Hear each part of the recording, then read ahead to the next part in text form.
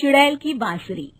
एक सुहाना सा दिन होता है और मगन, रामलाला, चंदन, राजन, तपन और गोलू के पापा गांव के बरगद के पेड़ के नीचे बैठकर अपनी शाम की गपशप कर रहे हैं। अरे रामलाला और चंदन, तुम्हारी फसल कैसी चल रही है इस साल?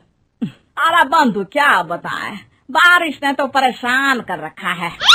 सही बात, बारिश की कमी ने दिमाग खराब कर दिया है। सरपंच गांव वालों के लिए एक खबर लेकर आता है। अच्छा मेरे गांव के भाइयों, सुनो जरा।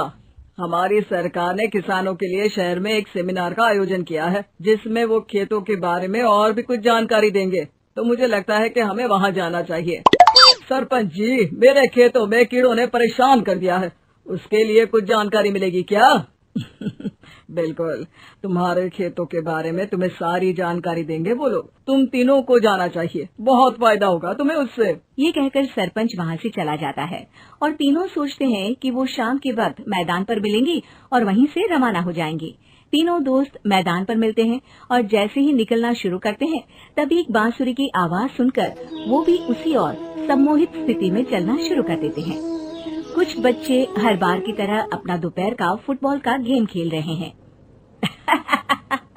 पकड़ लिया, पकड़ के दिखा मुझे, इतना भी नहीं कर सकता। अच्छा, कितना भागेगा? आखिरकार तो मेरी पकड़ में आ ही जाएगा। हाँ, तुझे पता नहीं तपन, राजन कितनी तेज दौड़ लगा सकता है। खेलते खेलते अचानक से एक बांसुरी की मीठी आवाज सुनाई पड़ती है। सारे बच्चे उसका पीछा करने लगते हैं। शाम हो गई है और बच्चों के घर न आने की वजह से उनकी माँ मैदान में पहुँच जाती है। राजन बेटे, अरे ओ राजन बेटे, किधर चले गए? इतनी देर हो गई, घर वापस क्यों नहीं आए बेटे? तपन बेटा, चलो घर, शाम हो गई है, कितना खेलोगे? और गोलू, ओ गोलू। तीनों की माँ एक दूसरे को देखने लगती है और उन्हें एहसास होता है कि उन तीनों के बेटे घर आए ही नहीं। अरे राजन और गोलू की मम्मी, आप इधर? राजन और गोलू घर नहीं आए क्या अभी तक? नहीं तो दोपहर में राजन मुझे बताकर गया था कि वो तपन और गोलू के साथ खेलने जा रहा है। मैंने सुना है कि गांव में एक चुड़ैल घूम रही है, कहीं वही तो नहीं ले गई ना हमारे बच्चों को? ऐसा कुछ नहीं हुआ होगा, हम तीनों अलग अलग जगह ढूंढते हैं, इधर ही खेल रहे होंगे तीनों बच्चे। ये कहकर तीनों बच्चों की माएं उन्हें ढूंढने निकल गयी। बहुत देर हो गई और फिर भी तीनों बच्चे मिले नहीं। तीनों की माएं मैदान पर फिर से मिलती हैं।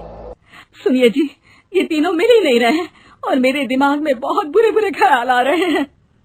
आप चिंता मत कीजिए, हम सरपंच से जाकर बात करते हैं, वो हमारी मदद करेंगे।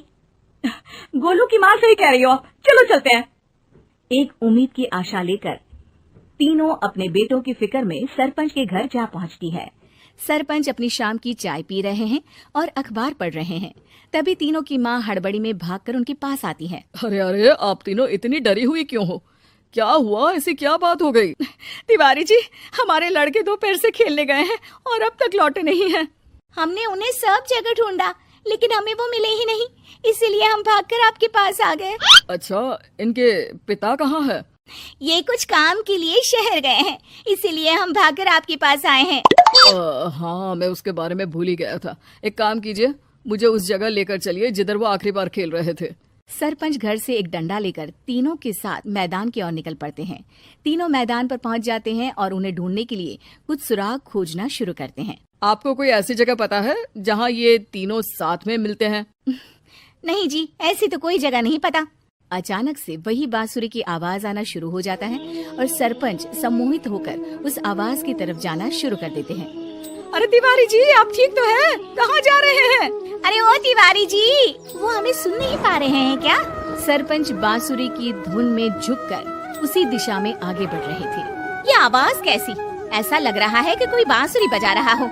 हाँ, सरपंच जी भी उसी दिशा में जा रहे हैं।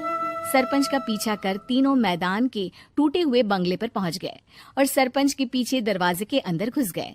तीनों बंगले के अंदर झांकते हैं तो देखते हैं कि बहुत अच्छे से संभाला गया है बंगला। उतने में एक हंसी की आवाज आती है।